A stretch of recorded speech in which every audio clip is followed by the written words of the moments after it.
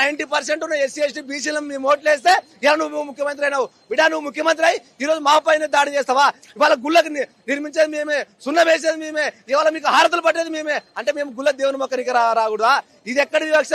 ఇవాళ చూస్తా ఉన్నాం దేశంలో ఇలా అంబేద్కర్ ఆలోచన విధానాన్ని, పూలే ఆలోచన విధానాన్ని అమలు చేయాలనేటువంటి బాధ్యత మీ పైన ఉంది. పదే పదే అంబేద్కర్ గారి ఆలోచన విధానాన్ని కొనసాగిస్తున్నటువంటి రేవంత్ రెడ్డి మరి ఇవాళ మరి కుల రక్కసి ఎట్లా నాట్యమాడుతుంది? మళ్ళీ ఒకసారి కుల రక్కసి తెరపైన ఎట్లా తీసుకొస్తావు? అంటే నీ పాలనలో మరి బడుగులకు రక్షణ లేదు, బలహీన వర్గాలకు రక్షణ లేదు. ఇవాళ అన్ని రకాలుగా దాడి చేస్తా ఉన్నాం. ఎవరైతే వ్యక్తులను దాడికి పాల్పడ్డ వ్యక్తులనైనా అరెస్ట్ చేసిన పరిస్థితి కనిపిస్తా ఉంది.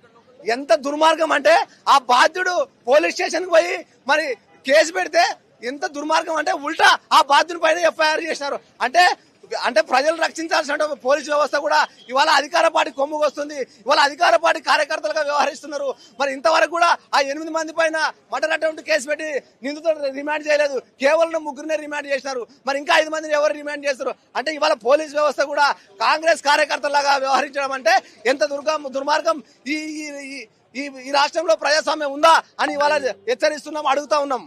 పార్టీ వర్కింగ్ ప్రెసిడెంట్ కేటీఆర్ కూడా రాబోతా ఉన్నారు, మద్దతుగా సంఘీభావం తెలుపుతున్నారు. ఎట్లా చూస్తారు? ఏం భరోసా ఇవ్వనుంది బీఆర్ఎస్ పార్టీ?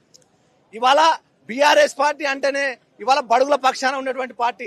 ఇవాళ బలహీన వర్గాలకు రక్షణగా ఉంటది, బలహీన వర్గాలకు అండగా ఉంటది. ఇప్పుడు కేసీఆర్ గారి నాయకత్వంలో కూడా 10 ఏళ్లలో రాష్ట్రంలో శాంతియుతంగా ఉన్నటువంటి మా బీఆర్ఎస్ నాయకత్వంలో శ్రీరామరక్షగా 10 ఏళ్ల పాటులో మరి ఎస్సీ ఎస్టీ బీసీలను ఆకాశానికి ఎత్తినటువంటి ఘనత కేసీఆర్ గారిది.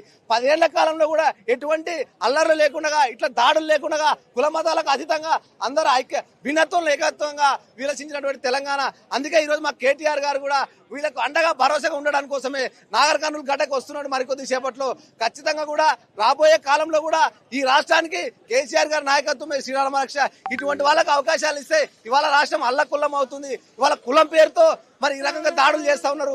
ఇది ఎంత దుర్మార్గం. ఇప్పుడున్న వ్యవస్థ, పోలీస్ వ్యవస్థ కూడా అంటే బాధ్యులకు న్యాయం చేయాల్సినటువంటి వ్యవస్థ కూడా ఇవాళ కాంగ్రెస్ పార్టీకి కొమ్ము కాస్తా ఉన్నది. మరి ఖబర్దార్ ఈ జిల్లా ఎస్పీ గారు కూడా తక్షణమే ఆ 8 మంది వాళ్ళపైన మర్డర్ అటెంప్ట్ కేసు పెట్టి ఖచ్చితంగా రిమాండ్ చేయాల్సిన బాధ్యత ఉంది. కానీ ఉల్టా ఇవాళ బాధ్యుల పైన కేసులు పెడుతున్నారు అంటే ఎంత దుర్మార్గమైన పరిస్థితి ఉన్నదో మరి చూస్తా ఉన్నాము. నాగర్ కర్నూలు బిడ్డలారా ఖచ్చితంగా ఈ రేవంత్ రెడ్డి పాలనను ఈ రాష్ట్రంలో తరిమి కొట్టే పరిస్థితి ఉంటుంది అని ఈ సందర్భంగా హెచ్చరిస్తున్నాం. ఎవరైతే దాడి చేసినారో